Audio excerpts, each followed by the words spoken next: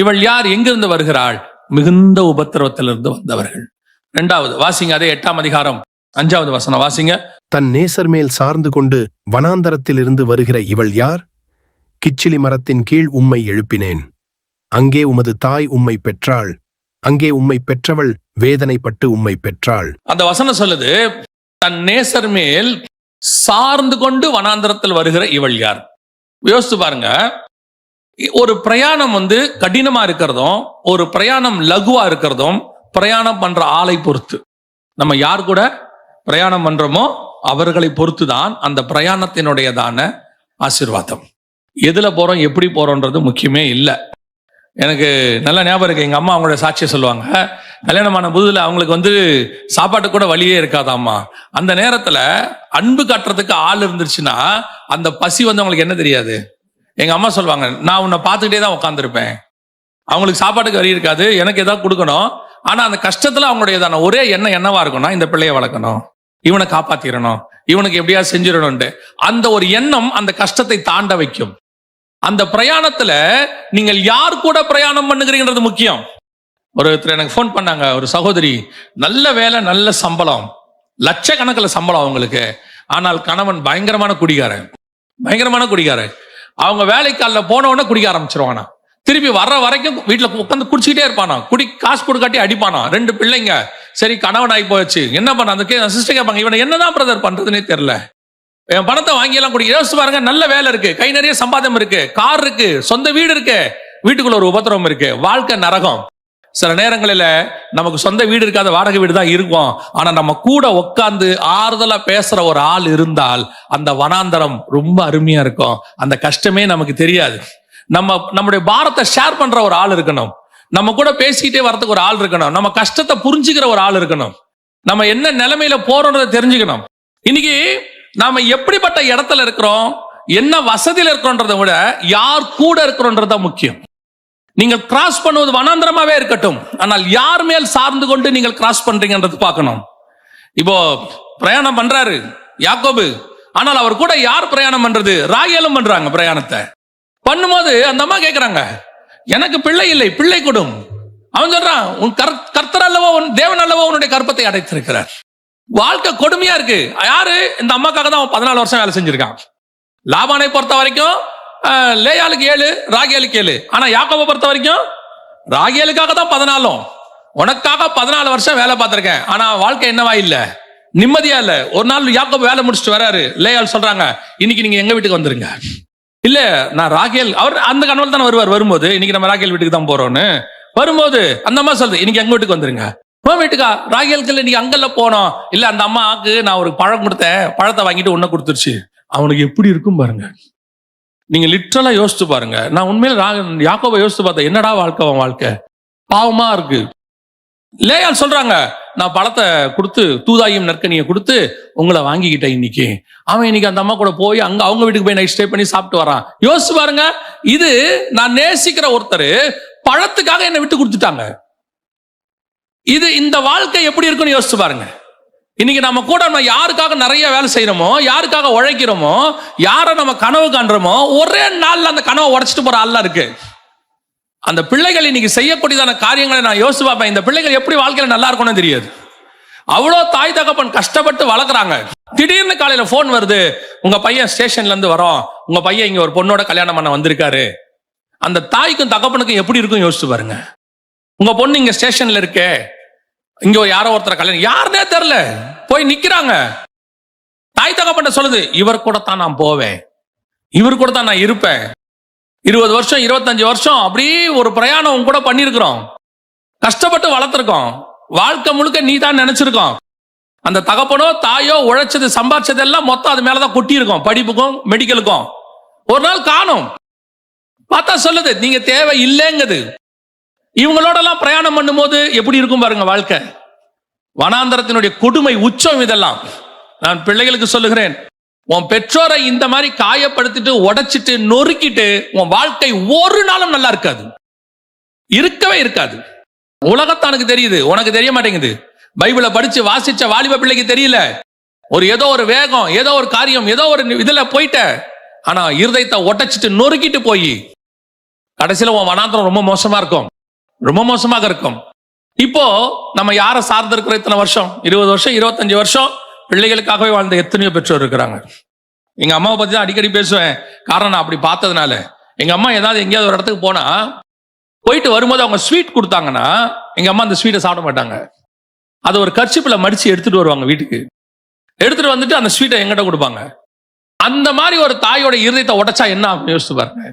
வாழ்நாளெல்லாம் வாழ்ந்த ஒரு ஆளை நாம் வனாந்தரத்தில் யாரை சார்ந்து கொண்டு வருகிறோமோ அவர்கள் இருதயத்தை உடைக்கிறவர்களாக இருப்பார்கள். ஆனா நான் வாக்கு பண்ணுகிறேன், நீ சார்ந்து கொள்கிறது உன் நேசராய் இருக்குமானால், இயேசுவாய் இருக்குமானால், கர்த்தராய் இருக்குமானால், ஒரு நாளும் உனக்கு வனாந்தரமாய் இருக்காது. அந்த வனாந்தரம் ஆசீர்வாதமாய் இருக்கும். அந்த அந்த மனவாட்டிக்கு ஏன் தெரியுமா அவ்வளவு சந்தோஷமா வரா? உலகத்தான் சொல்லுவான் தெரியுமா, நஷ்டமோ கஷ்டமோ உன் கூட இருக்கும். நீங்க வாக்கு பண்றீங்க கல்யாணத்துல, சுகத்திலும் துக்கத்திலும் வாழ்விலும் தாழ்விலும். இன்னைக்கு ஒரு குரூப் இருக்கு, நம்ம யார் கூட போறோம், வாக்கு பண்றோம், சுகத்திலும் துக்கத்திலும் வாழ்விலும் தாழ்விலும். ஆனால் இயேசு கிறிஸ்து ஒருவர் மட்டுமே உன்னுடைய எல்லா சூழ்நிலைகளிலும் கூட வருகிறவராக இருக்கிறார். சில நேரங்கள்ல அந்த சார்ந்து கொண்டு போகிற ஆள் புரிஞ்சுக்காம போயிடும். ஆனால் இயேசு ஒரு நாளும் கைவிடுகிறதில்லை. நான் சொல்லுவேன், இந்த 33 ஆண்டு காலம் நான் இயேசுவை பிடிச்சு கையில பிடிச்சு 34 ஆயிடுச்சு. அதுக்கு முன்னாடி 18 வருஷம் நான் இயேசு அறியல. ஆனா அவர் என்ன கையில தான் வச்சிருந்தாரு. நான் தான் அவர் அறியாம இருந்தேன், அவர் என்ன கையில தான் வச்சிருந்தாரு. அந்த 18 வயசுக்குள்ள 2-3 தடவை செத்து இருக்கணும். ஆனா கர்த்தர் ஜீவனை பத்திரமா பாதுகாத்து கொண்டு வந்து வச்சார். இந்த 34 ஆண்டு காலம் எனக்கு தெரிஞ்சு நான் சொல்றேன், நான் நம்பின எத்தனையோ பேர் என்னை கைவிட்டு போனார்கள், எத்தனையோ பேர் எனக்கு விரோதமாய் எழும்பினார்கள். அப்போ அந்த சூழ்நிலைகளில கூட என் தேவனாகிய கர்த்தர் என்னை ஒரு நாளும் கைவிடவே இல்லை. ஒரு நாள் ஆண்டவர்ட்ட நான் ஜெபம் பண்ண காலமே இருக்கு. 2016 ஆண்டவர்ட்ட நான் ஜெபம் பண்ணேன், ஆண்டவரே இன்னையோட என்னை எடுத்துக்கோங்க, நான் உயிரோடு இருக்க விரும்பவில்லை. எலியா சொன்ன மாதிரி தான் நானும் சொன்னேன், நான் சாக விரும்புகிறேன். கர்த்தர் சொன்னாரு, உன்னை கைவிடுகிறது இல்லை. இன்னை வரைக்கும் கொண்டு நிறுத்தி இருக்கிறாரு. வனாந்தரத்துல வரோம், பாடுகள் மத்தியில வரும், கஷ்டத்தின் மத்தியில வருகிறோம். ஆனா ஆண்டவர் சொல்றாரு, என் மேல சார்ந்துக்கோ, என் மேல சாய், உனக்கு கஷ்டம் இருக்காது.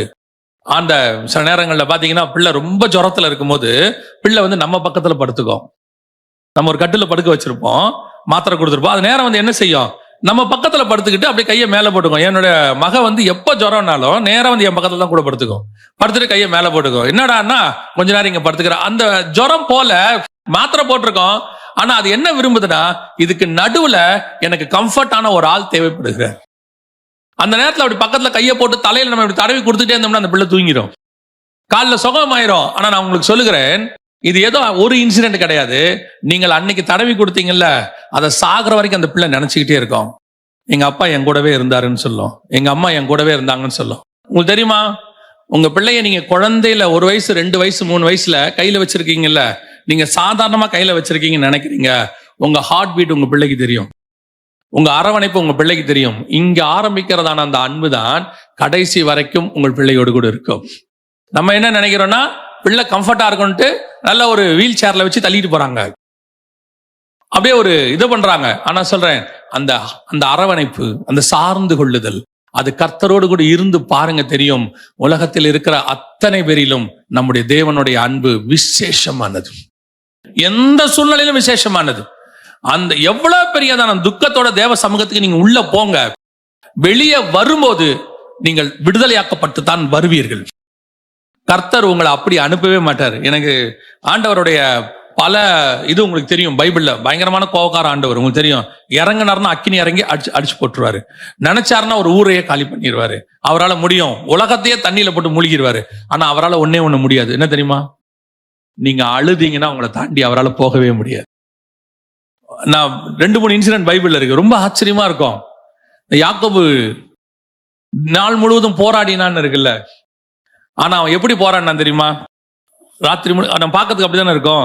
நீர் தேவனோடு கூட மனுஷனோடும் தேவனோடும் போராடி மேற்கொண்டான்னு இருக்குல்ல. மேற்கொண்டான்னா என்ன அர்த்தம், ஆண்டவரோட சண்டை போட்டு மல்யுத்தம் பண்ணி கீழே தள்ளி அப்புறம் கையை தூக்கி ஜெயிச்சுட்டேன்றது அதெல்லாம் இல்ல. அவன் தூதனானவரோடே போராடி மேற்கொண்டான், அழுது அவரை நோக்கி கெஞ்சினான். பெத்தேலிலே அவர் அவனை கண்டு சந்தித்து அவ்விடத்திலும் நம்மோடே பேசினார். எப்படி எப்படி எப்படி போராடி இருக்கிறான், அழுது போராடி இருக்கிறான். நைட்டு முழுக்க அழுதுட்டு இருந்திருக்கான், காலை பிடிச்சிக்கிட்டு அழுது இருக்கான், கெஞ்சி இருக்கான், ராம் முழுவதும் அழுது கெஞ்சினான். இவரு ஏத்து நின்னு பார்வனா இருந்தா செங்கடல்ல ஒரு நிமிஷத்துல க்ளோஸ் பண்ணி முடிச்சிருவாரு. எரிகோவா இருந்தா ஒரு நிமிஷத்துல இடிச்சு தள்ளிடுவாரு. நேபுகாத் நேச்சாரா இருந்தா ஒரு நிமிஷத்துல அவனை மிருகமா மாத்தி புள்ளிமைய விட்டுருவாரு. அதெல்லாம் அவரால் முடியும். அவரால் ஒண்ணு முடியாது. காலை புடிச்சுக்கிட்டு அழுகிறவனை ஒண்ணுமே செய்ய முடியாது. போவே மாற்றாரு. அவர் ஏஞ்சி போனா என்ன ஆகும்? இப்படி சொல்லி பாருங்க, இவனை ஒரு தள்ளு தள்ளிட்டு அவர் ஏஞ்சி போயிட்டாரு, என்ன ஆகும் நீங்க நினைக்கிறீங்க? யாராவது அவரை கேட்க முடியுமா? ஆனா அவருக்கு என்னன்னா, இந்த வயல் இப்படி அழுகிறதோட விட்டுட்டு வந்துட்டோமே, அழுதுகிட்டே இருக்கானே, அதுதான் கர்த்தர். அதான் கர்த்தர். நம்ம தகப்பன் அப்படித்தான், நம்மளை அழ வச்சுட்டு போகவே மாட்டார். அவன் அழுதுகிட்டே இருக்கான், உட்காந்துக்கிட்டே இருக்காரு, காலையில வரைக்கும் உட்காந்துருக்காரு. நான் போகணும்டா, அழுகிய நிறுத்துறா, நான் விட மாட்டேன், நான் அழுகாத நிறுத்தவே மாட்டேன். நான் யோசிச்சு பார்ப்பேன், இதுல இருக்கும் யோவான் எழுதின சுவிசேஷம் 11ஆம் அதிகாரத்துல இருக்கும். நல்லா கவனிச்சு பாத்தீங்கன்னு சொன்னா, லாசருவை இவர் உயிரோட எழுப்புறதுக்கு தான் வந்திருக்கிறார். வசனம் சொல்லும், நாம் போய் லாசருவை உயிரோடு கூட எழுப்போம்னு சொல்லிட்டு தான் வந்திருப்பாரு. வருவாரு, மார்த்தாள் ஓடி வருவாங்க, பேசுவாங்க, இவர் நல்லா பேசிட்டே இருப்பாரு. ஆனால் மரியாள் வந்த உடனே அழுவார் இவரு. வசனம் சொல்லும், மரியாள் அழுகிறதையும் அவள் கூட வந்தவர்கள் அழுகிறதையும் அவர் கண்ட போது இயேசு கண்ணீர் விட்டார். இவர் தான் எழுப்ப வந்திருக்கிறாரு. இவருக்கு தான் நல்லா தெரியுமே நம்ம எழுப்ப போறோம்னு. லாசருவை உயிரோடு கூட எழுப்ப போறோம்ன்றது நல்லா தெரியுமே. ஆனா வசனம் சொல்லுது, இயேசு கண்ணீர் விட்டார். ஏன் கண்ணீர் விட்டார்? மரியாள் அழுகிறதையும் கூட வந்திருக்கிறவர்கள் அழுகிறதையும் அவர் கண்டு. அதுதாங்க நம்ம நேசர். அதான் நம்ம நேசர். நாம அவர் மார்பல சாஞ்சிக்கிட்டு துக்கமா இருந்தோம்னா, துக்கத்தோட சரி போன்னு விட்டுட்டு ஒரு நாளும் நம்முடைய நேசர் போக போறதே கிடையாது.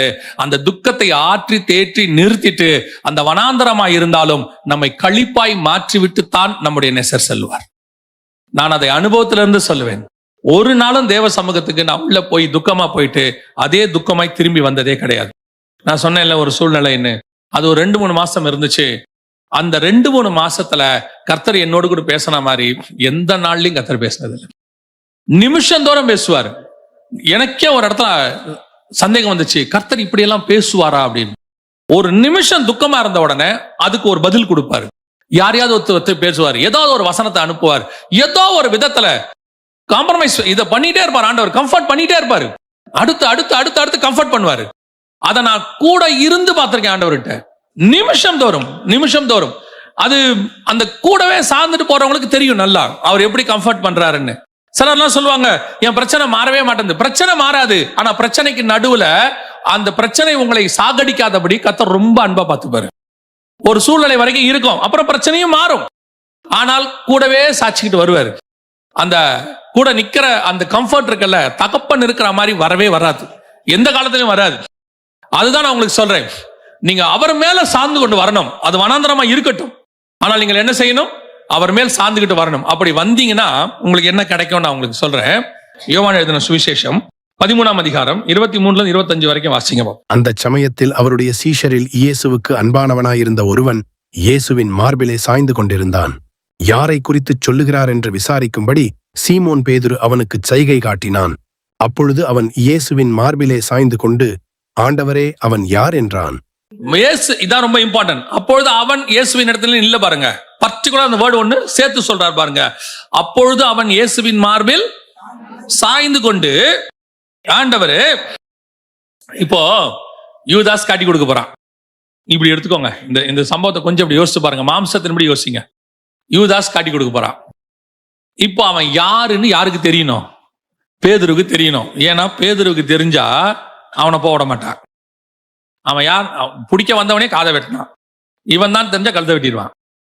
பேதுரு அந்த மாதிரி ஒரு ஆளு, அதாவது முரட்டு பக்தர். அவர்லாம் அடி ஆண்டவருக்காக இறங்கி நியாயப்பிரமாணக்காரர் இறங்கி அடிச்சு நொறுக்கிடுவார்னு வச்சுக்கோங்களேன்.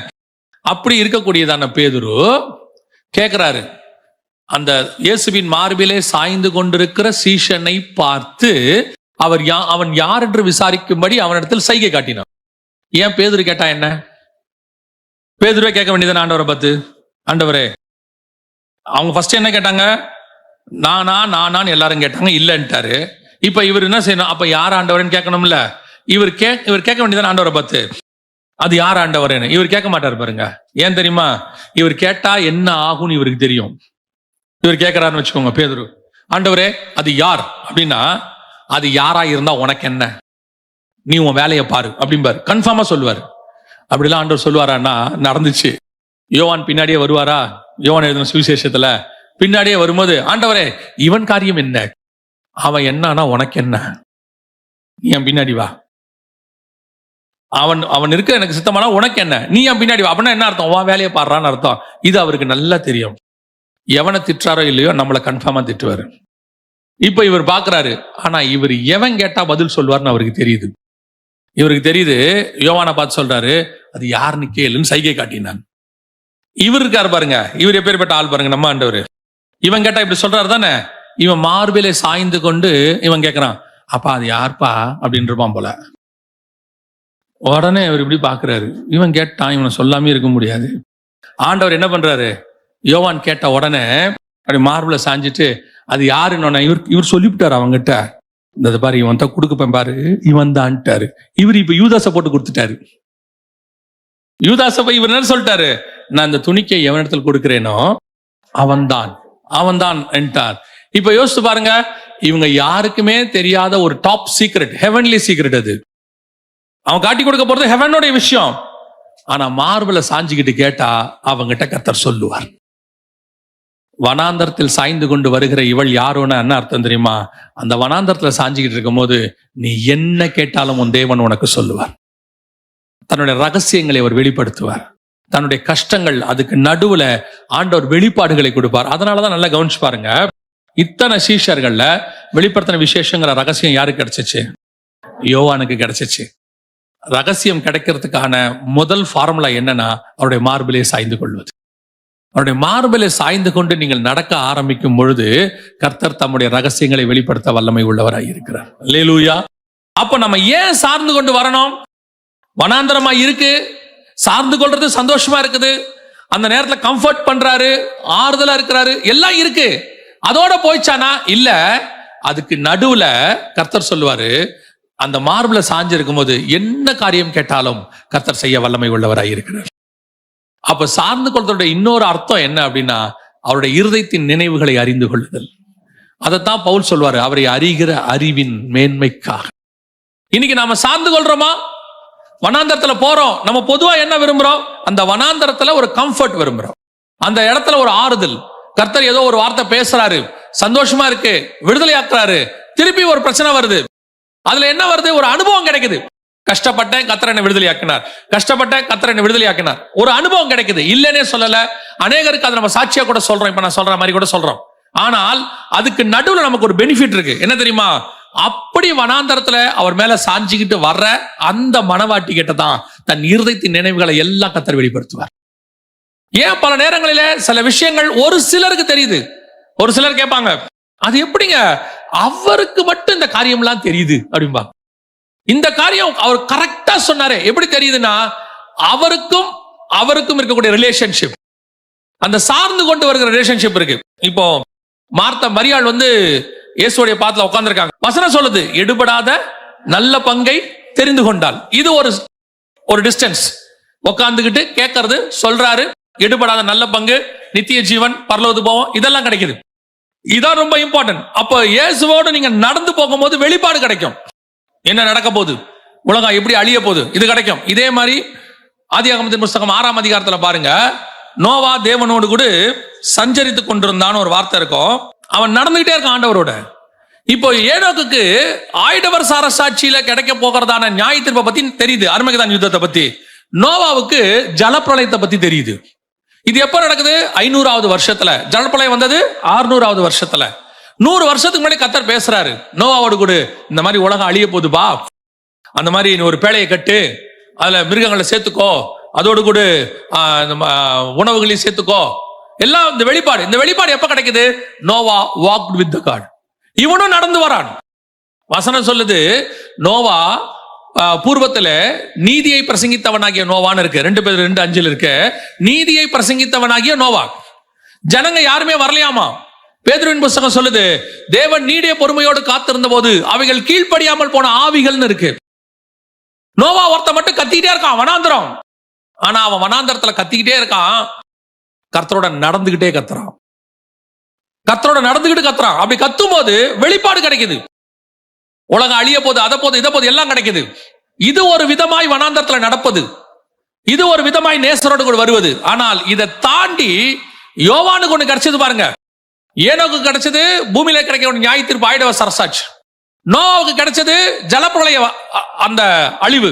ஆனால் யோவானுக்கு கிடைத்தது பூமியில இருக்கக்கூடிய அழிவுகளை பத்தி அல்ல. இதுவும் கிடைச்சது, இதையும் தாண்டி பரலோகத்தில் உள்ள ஆசீர்வாதம் அவனுக்கு கிடைச்சிச்சு. வானம் திறக்கப்பட்டதை அவன் பார்க்கிறான். ஜலப்பிரளயத்துல பூமி அழியறத இவன் பார்க்கிறான், நெருப்புல அழியறத ஏனோக்கு பார்க்கிறாரு. ஆனா யோவானோ பரலோகத்தை பார்க்கிறாரு. இந்த வனாந்தரத்துல நடக்கும்போது கூட நடக்கிறவனுக்கும் சாஞ்சிக்கிட்டு நடக்கிறவனுக்கும் உள்ள டிஃபரன்ஸ் நான் உங்களுக்கு சொல்றது புரியுதா? நீங்க கூட நடந்துகிட்டே வந்தீங்க, ஏனோக்கு மாதிரி அல்லது நோவா மாதிரி வந்தீங்கன்னா இந்த பூமியில உள்ள காரியங்கள், ரகசியங்கள் தெரியும். கர்த்தர் பேசுவார், வெளிப்பாடு கொடுப்பார், தீர்க்க தரிசனம் வரும், இதெல்லாம் இருக்கு. இதுல இன்னும் ஒரு படி மேல இருக்கு. இன்னும் கொஞ்சம் க்ளோஸ் ஆகி அவர் மேல சாஞ்சிக்கிட்டு நீங்க நடந்தீங்கன்னா தன் இருதயத்துல உள்ளதெல்லாம் வெளிப்படுத்துவார். பரலோகம் திறந்திருக்கிறதை நான் கண்டேன். ஏனோக்கு பரலோகத்தை விட்டு கீழே வரத பார்த்தாரு, நோவா பூமியில அழியறத பார்க்கிறாரு. ஆனா யோவான் அந்த வானத்துக்கு உள்ளத பார்க்கிறாரு, பரலோகத்துல உள்ளதை பார்க்கிறாரு. அப்ப நீங்களும் நானும் இந்த வனாந்தரத்துல அவரோடு கூட நடக்கிறோம், உபத்திரவத்துக்கு மத்தியில வரோம், வாக் பண்ணணும், எல்லாம் தெரியுது. இன்னும் கொஞ்சம் க்ளோஸா வசனம் சொல்லுது, சார்ந்து கொண்டு வருகிற இவள் யார்? கொஞ்சம் மேல சாஞ்சிக்கணும். அதனாலதான் நல்லா கவனிச்சு பாத்தீங்கன்னா, இந்த சாஞ்சிக்கிட்டு வர்ற இந்த வனாந்தரத்துல வர்ற இவள் யாருன்னு கேட்கும் போது பரலோகமே சொல்லுது, ஆட்டுக்குட்டியானவர் தாமே இவர்களை நடத்துவார். வனாந்தரத்துல வந்தது உண்மை, ஆனா முடிவு என்னவா இருக்கும் தெரியுமா? பரலோகத்துல பசி இல்லை, கண்ணீர் இல்லை, தாகம் இல்லை, நித்தியமாய் கர்த்தர் சந்தோஷமாய் நடத்த போகிறார். என் ஆரம்பம் வனாந்தரமாய் இருக்கலாம், முடிவு சிங்காசனம், முடிவு நித்திய தண்ணீர் அண்டை, ஜீவ தண்ணீர் அண்டைக்கு நடத்த போகிறார். இப்ப யோசிச்சு பாருங்க, இந்த ஆசீர்வாதத்தை பெற்றுக்கொள்வதற்கு நாம ஏன் கொஞ்ச நாள் வனாந்தரத்துல நடக்கக்கூடாது? நம்ம ஏன் கொஞ்ச காலம், அதான் சாரா அழகா சொல்லுவாங்க, கொஞ்ச காலம் இயேசுவுக்காக கஷ்டப்பாடு சகிப்பதினால் இன்னல் துன்பம் இன்பமாய் மாறும் இயேசுவை நாம் காணும் போது. இது கொஞ்ச காலம்தான், அதி சீக்கிரத்தில் நீங்கிவிடும் இந்த லேசான உபத்திரவம். இன்னும் கொஞ்ச காலம்தான். வருவேன் என்று வாக்குரைத்தவர் சீக்கிரம் வரப்போகிறார். இந்த வனாந்திரம், இந்த கஷ்டப்படுறது உலகத்துக்கு நம்மள தெரியாது, யாருன்னு கேட்பாங்க. ஒருவேளை நம்ம படுற கஷ்டம் யாருக்கும் தெரியாது, நம்ம சார்ந்துக்கிற ஆளு தப்பான ஆளா இருக்கும், நம்ம கஷ்டம் புரிஞ்சுக்காத ஆளா இருக்கும். நீங்க யாருக்கு ரொம்ப அன்பா இருக்கிறீங்களோ அவங்க உங்களை வெறுப்பாங்க, நீங்க யாருக்காக உங்க வாழ்க்கையை செலவு பண்றீங்களோ அவங்க உங்களை உதறி தள்ளிட்டு போவாங்க. அந்த நேரத்தில் ஆண்டவர் சொல்றாரு, என் மேல சாஞ்சுக்கோ, நீ வா, அந்த வனாந்தரத்துல என் மேல சார்ந்து கொள். நான் கொண்டு போகிற பாதை உனக்கு நித்திய பாதை, சமாதானத்தின் பாதை. கடைசியா முடிவு என்னவா இருக்கும் தெரியுமா? ஜீவ தண்ணீர் அண்டைக்கு ஆண்டவர் நடத்துவார். முடிவு சம்பூரணமாய் இருக்கும். ஒரே ஒரு வாக்கு ஆண்டவர் சொல்றார், நான் சொல்லிட்டு முடிக்கிறேன். உன்னுடைய பாடுகள், கஷ்டம், கண்ணீர், உபத்திரவம், வேதனை அத்தனைக்கும் வெகு சீக்கிரத்தில் முடிவு கொடுக்கிறவர் ஒருவர் வருகிறார். இது எல்லாம் முடிவுக்கு வரப்போகிறது. நீங்க நினைக்காத ஆசீர்வாதம், நீங்கள் எதிர்பார்க்காத ஆசீர்வாதத்தை இம்மையிலும் மறுமையிலும் தருவதற்கு வர்த்தர் வல்லமை உள்ளவராய் இருக்கிறார். அல்லேலூயா. நாம் ஜெபிக்க போகிறோம். வேந்திரிக்கலாமா தெய்வ சமூகத்துல? சில நேரங்களில கர்த்தர் உன்னை உட்கார வச்சு பின் பாயிண்டா பேசுவார், உங்களுக்குன்னு பேசுவார். அது ஒரு கூட்டத்துக்கு அப்படின்னு நம்ம நினைப்போம், பேசுறவங்க நினைப்போம். ஆண்டவர் சொல்வாரு, இதை நான் உனக்காக மட்டும்தான் இன்னைக்கு நான் பேசினேன். இங்கே ஒரு சிலர் எல்லார் கண்களுக்கு முன்பாக உங்க கூட இருக்கிறவங்க எல்லாம் சொல்றாங்க உங்களை பார்த்து, உனக்கு என்ன கவலை, நீ நல்லா தானே இருக்க, உனக்கு என்ன கஷ்டம், சாப்பாட்டு கஷ்டமா, ட்ரெஸ்ஸு கஷ்டமா அப்படின்னு சொல்லிட்டு அவங்க உங்களை பார்த்து சொல்றாங்க, இந்த மாதிரிலாம் எனக்கு ஒரு வாழ்க்கை இருந்தா நான் எப்படி இருப்பேன் தெரியுமா அப்படின்னு. ஆண்டவர் சொல்றாரு, நீ அழுகிற கண்ணீர் எனக்கு மட்டும்தான் தெரியும், எனக்கு மட்டும்தான் தெரியும். அவங்களுக்கு நீ வெளியே நல்லா இருக்கிறது தெரியுது, ஆனா உள்ளுக்குள்ள இருக்கிற உன் பிரச்சனையும், கண்ணீரும், வேதனையும், உபத்திரவும் எனக்கு தெரியுது. அதனால தான் உன்னை நான் ஏன் மேல சாட்சி வச்சிருக்கேன். உன்னை நான் வேற யார் கையிலையும் கொடுக்கவே இல்லை. ஏன் தெரியுமா? நீ சில நேரத்துல கேட்கறல்ல, எனக்கு யாருமே இல்லையா ஆண்டவர்னு. உன்னை நான் யார் கையில கொடுத்தாலும் உன்னை அவங்க காயப்படுத்திடுவாங்க, உன்னை வேதனைப்படுத்திடுவாங்க, ஏன் உன்னை கொன்னு கூட போட்டுருவாங்க. அதனாலதான் நான் உன்னை என் மேல சாட்சிக்கிட்டேன். நீ என் மேல சாய்ந்திருக்கிறன்றத மட்டும் புரிஞ்சுக்கோ, உன் முடிவு ஜீவ தண்ணீராக இருக்கும். உன் தாகம் தீரும், உன் கண்ணீர் மாறும்.